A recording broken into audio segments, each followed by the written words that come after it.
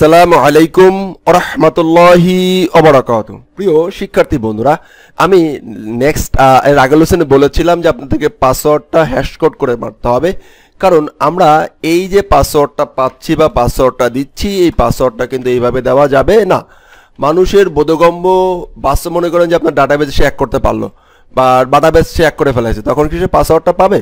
পাসওয়ার্ডটা সে যেন না পায়, সেই কাজটা এই যে পাসওয়ার্ডটা এইভাবে আসবে না। পাসওয়ার্ডটা আমরা ডাটা যারা ওয়ার্ডপ্রেস করছে তারা জানি যে MD5 করে সেভ করাতে হয়। তো এখন আমরা এটাকে PHP এর একটা ফাংশন আছে MD5, সেই MD5 এর মাধ্যমে হ্যাশ কোড করে আমরা পাঠিয়ে দিব ইনশাআল্লাহ। একদম সহজ, সিম্পল।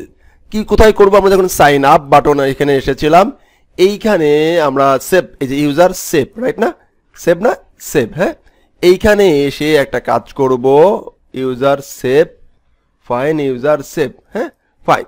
এখন আমরা কি কাজটি করতে পারি? এখন আমরা এখানে একটা কাজ করতে পারি যে এটাকে একটা ভেরিয়েবলে রাখি। ওকে, সেভ ইউজার পাসওয়ার্ড। আচ্ছা, এখানে একটা জিনিস কাজ করে নেই, কনফিগে। আমরা কনফিগে যাই একটু, তো ডিবির কনফিগে পাসওয়ার্ড ইউজার নেম খেয়াল করছেন? এখানে একটা খেয়াল করতে হবে, যেহেতু উপরে আছে, উপরে এটা পাবে, ফাইন। আচ্ছা, এখানে আমরা একটু একটা কাজ করি যে ইউজার নেম, এটাকে একটা ফাইল আমরা চেঞ্জ করে দিই। এভাবে চেঞ্জ করব, এখানে চেঞ্জ করব না, এই কনফিগে চেঞ্জ করি, কনফিগে চেঞ্জ করে দেই, কারণ এটা একটা কনফ্লিক্ট করতে পারে, সেই জন্য এটা তো এখানেই পাচ্ছে। Okay, server server,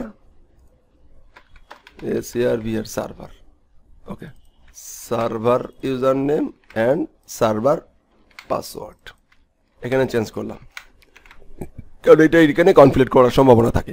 fine.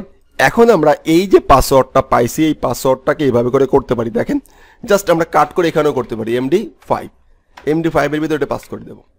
MD5 দিয়ে যেটা আসবে, এটা MD5 দিয়ে এখানে হ্যাশ হয়ে যাবে। এবার দেখেন, যদি আমরা এটাকে একটা ইকো করার চেষ্টা করি, কি হয়? ইকো কি পাসওয়ার্ড এক্সিট, কি করে দেবো? এক্সিট। দেখেন, এক্সিট করলাম, চেক করি যে আমি যে পাসওয়ার্ডটা দিই সেই পাসওয়ার্ডের কীরকম করে আসতেছে, রাইট। এখন আমরা এখানে একটু চেক করি, একদম সহজ, সিম্পল কাজ হয়ে গেছে।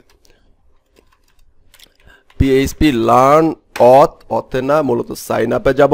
সাইন আপ থেকে একটা নাম দিলাম, এই দেখেন 1 2 3 4 5, মানে একটা 5 দিছি। সাইন আপ বাটনে ক্লিক করি, দেখেন এই দেখেন এরকম হ্যাশ হয়ে গেছে, এরকম হ্যাশ হয়ে জমা হবে।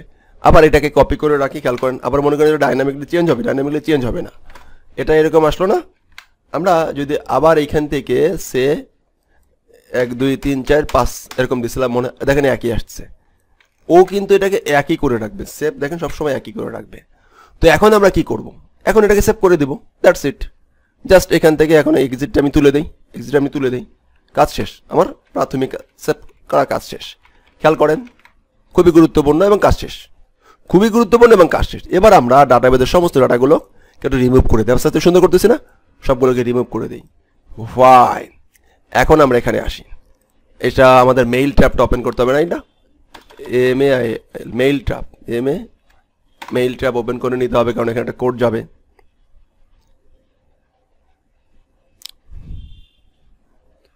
ফাইন, সুন্দর করে লিখি, হাদি জামান @gmail.com, পাসওয়ার্ড দিলাম, আর বলবো না, আমি নিজেই তো ভুলে গেছি কি দিছি। এটাকে আপনারা করছেন? কনফার্ম চেক করছেন? করেন নাই?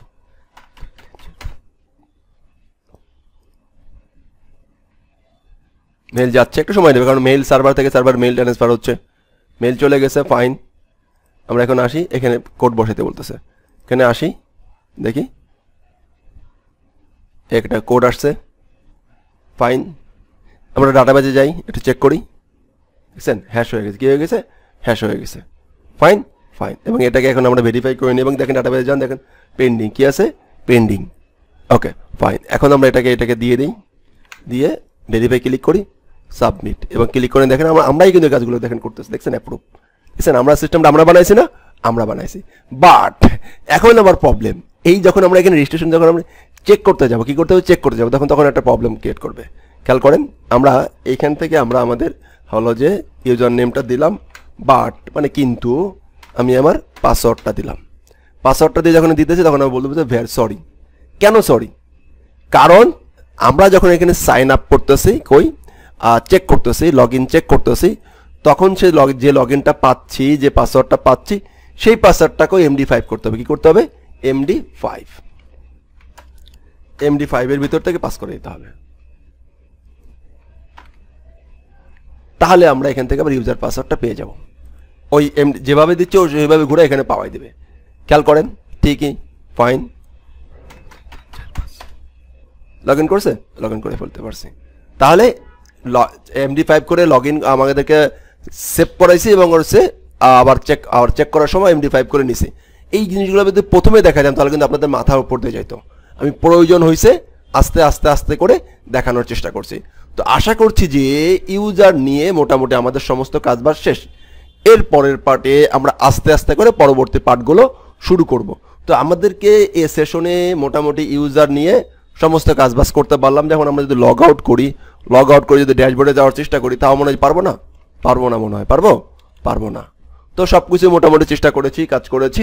এবারে আমরা যেটা করব সেটা হচ্ছে যে একটা ই কমার্স এর সামনে রেখে আমরা আমাদের সিস্টেমটাকে রেডি করার চেষ্টা করব। ধন্যবাদ। আসসালামু আলাইকুম ওয়া রাহমাতুল্লাহি ওয়া বারাকাতুহু।